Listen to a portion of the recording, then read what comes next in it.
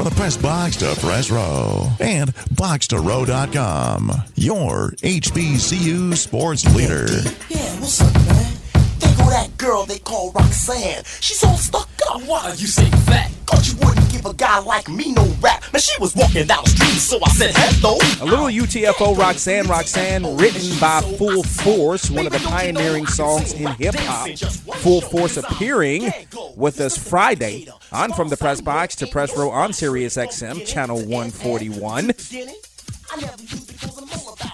As we continue here on From the Press Box to Press Row, and of course, we're joined now by a young woman who, as a matter of fact, won last week's Women's British Open in dramatic fashion. As a matter of fact, she eagled the 18th hole. It was her first win on the LPGA Tour. She is Mo Martin, and she joins us here on From the Press Box to Press Row. Mo, congratulations and welcome to the program. Hey, thank you so much. Thanks for having me. Absolutely. I mentioned in dramatic fashion, although you had to wait a little bit, but let's talk about the eagle first of all on the 18th hole. What was going through your mind when you sank the eagle putt?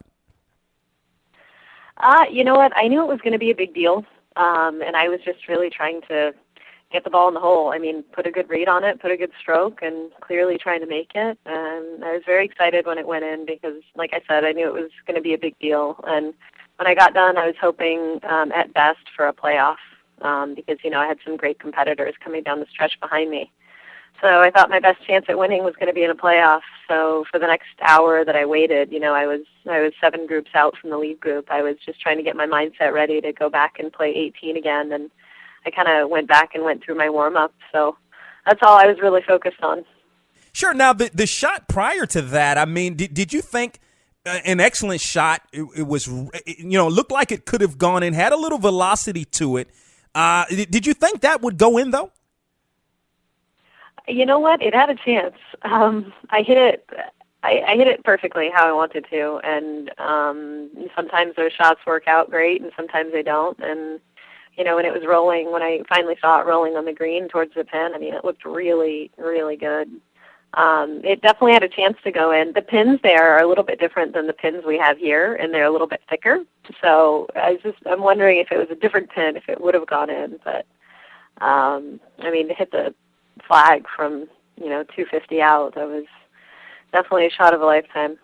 No question. Now, no question. I mean, it was right on point, an excellent shot, and of course, set up the eagle. You mentioned having to wait for an hour. I think with that shot, you were ahead, if I'm not mistaken, by 1 stroke. What was the hour wait? I mean, it must have been agony. It must have been agony.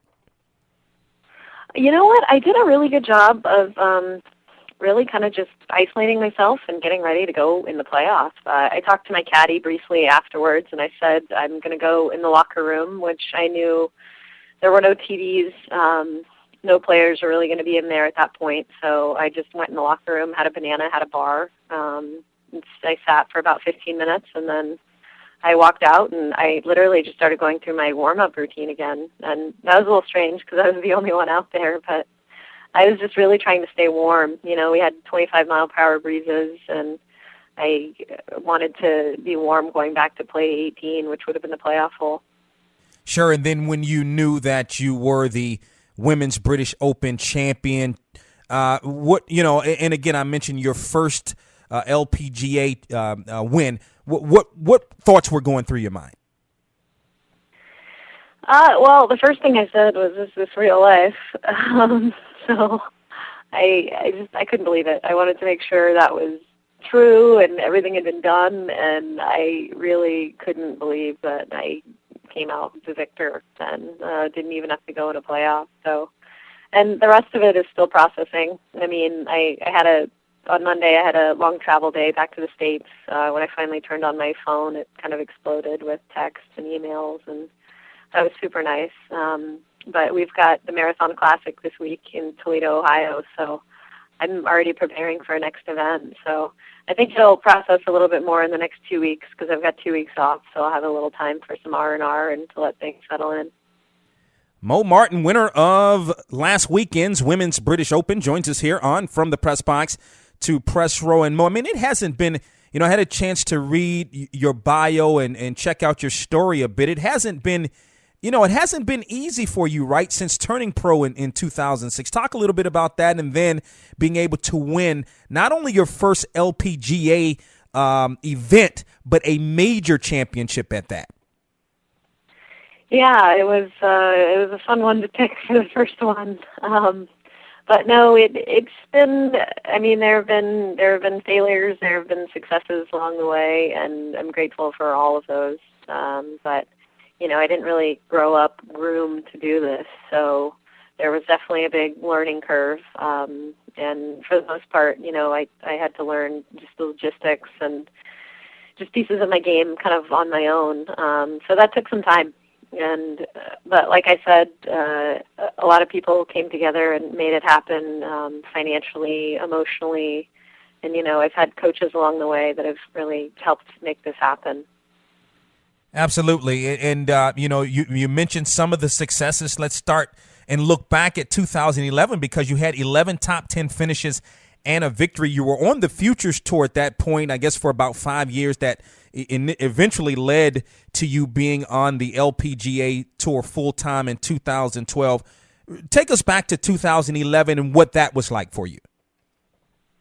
That was, let's see, that was a really steady year. At that point, the top 5 on the Futures Tour, which is now the Symetra Tour, got their card. And I remember going into one of the last few events and just knowing that I didn't want to be on that 5th spot because the years before that I had seen that last spot or two switch, and so I think I won the 3rd to last tournament, so that was good timing for that victory as well. But at that point, we're just all focused on the Symetra Tour, getting on the LPGA, and so I was able to do that. And in the years prior, I'd been close, so that getting closer and closer had propelled me forward as well. A whole different animal, obviously, the LPGA Tour, 2012 and 2013. Let's start with 2012. Being in a whole sort of different environment now, what was that like, again, your first year on the LPGA Tour? A lot more things to get used to, a lot more. There's some more time commitments, more media, bigger stage, different golf courses. And I think one of the biggest things is you're playing brand new golf courses and you're playing them every week, and it's a really long season. So really got to manage time. And then a huge thing was finding a caddy, because on the Futures Tour we didn't really have caddies. And if we did, it was once in a while. And out here, I mean, you need one week in, week out. And it's such an important relationship on the golf course. So that was a big learning curve too. I think in the first 9 events, or in the first 6 events, I had 9 caddies. And then I ended up finding Kyle Morrison, who I'm still with now, and that changed a lot. And so that was a relationship that needed to develop too. And so just a lot to get used to. But inside the ropes, I mean, golf is golf, and I think that's the biggest piece of advice I'd give to people coming to a different tour and moving up. I mean, the objective is still the same. A couple of more thoughts, and with Kyle as your caddy, it's interesting. You mentioned on the Futures Tour you're used to kind of doing it by yourself, and it took you a while to kind of find a steady caddier, if you will. With that, does it take some adjustment on your part because you're so used to doing everything by yourself, and now you have a caddy that can kind of give you advice?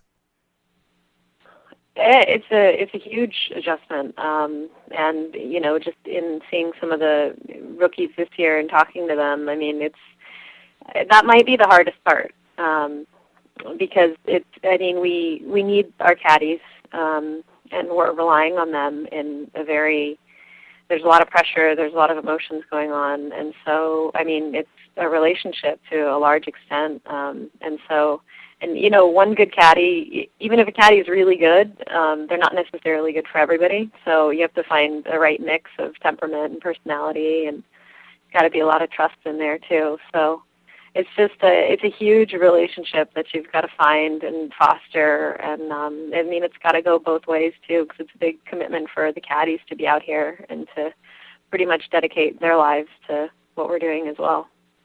And then finally, Mo, as we appreciate the time, Mo Martin, winner of the Women's British Open last weekend, joins us here on the program. It seems like I'm continuing to kind of take you back, but let's go back to 2004, your time at UCLA. You guys win the national championship. And you know, you had, in reading your bio, you had kind of started this, I guess, at age 4, really having an interest in golf. But that national championship in 2004 at UCLA, how special was that for you? I think the most special part of that was having walked onto the team at a time when the team wasn't really ranked.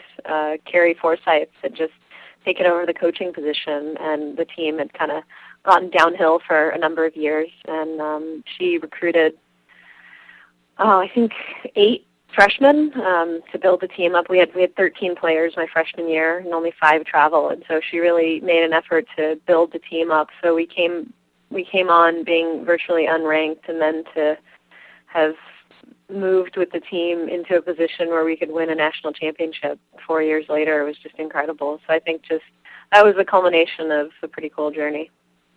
She's at the Marathon Classic this weekend in Toledo, Ohio.